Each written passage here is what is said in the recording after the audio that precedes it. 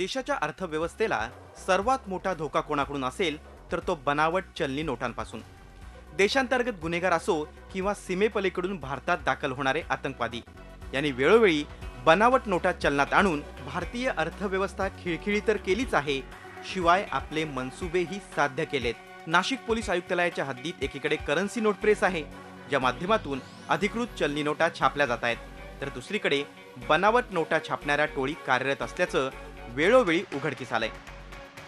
शहर पोलिसांनी गेल्या 1.5 वर्षात एक दोन नव्हे तर तब्बल 21 वेळा बनावट नोटा चलनात आणण्याच्या घटना उघडकीस आणल्यात। यात सातपूर पोलीस ठाण्याच्या हद्दीत सर्वाधिक 8, भद्रकाली पोलीस ठाण्याच्या हद्दीत 7, पंचवटी गंगापूर रोड पोलीस ठाण्यात प्रत्येकी 2, तर नव्याने सुरू झालेल्या म्हसरूळ आणि मुंबई नाका पोलीस ठाण्याच्या हद्दीत एक गुन्हा उघडकीस आलाय। या प्रकरणी पोलिसांनी संशयित गुन्हेगाराबरोबरच नकली नोटा बनवण्याच्या साहित्यासह लाखो रुपयांचा मुद्देमाल जप्त केलाय। जे गुन्हे उघड आहेत त्यामध्ये आरोपी आणि जे प्रिंटिंग करण्यासाठीचं जे साहित्य ते आणि डुप्लिकेट नोटा आम्ही जप्त केलेले आहे आणि त्याप्रमाणे तपास करून माननीय न्यायालयासमोर संबंधित आरोपीला आम्ही चार्जशीटसह हजर केलेला आहे। आता नवीन नोटा चलनात आल्यात, भविष्यात तशाच बनावट नोटा चलनात आणण्याची शक्यता नाकारता येत नाही। त्यासाठी पोलिसांकडून प्रतिबंधात्मक उपाय योजले जाणार आहेत।